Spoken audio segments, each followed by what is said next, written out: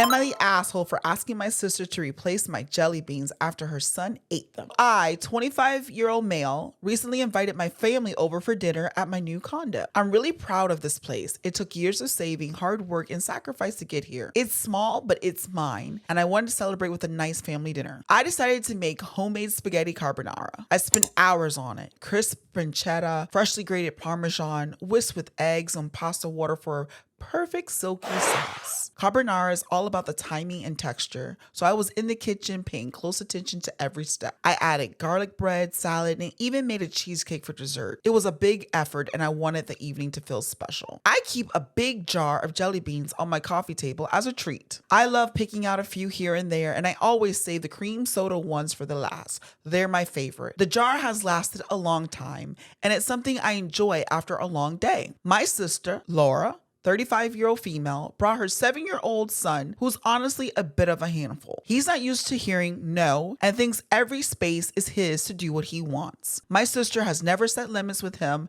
and growing up, our parents spoiled her too. While I was busy in the kitchen, my nephew found the jelly bean jar. I didn't notice at first because I was trying to get the carbonara just right. After dinner, I went to grab a handful of jelly beans and realized that almost all of the cream soda ones were gone. My nephew had picked them out, leaving a mess of crumbs and broken bits. I pulled Laura over to the side and I mentioned it, asking if she'd noticed. She just shrugged and said, "Oh, he likes the cream soda ones, so he picked those out. No big deal." I tried to be polite, but I told her that those were my favorites and asked if she would replace them, or at least get some more of the cream soda flavor.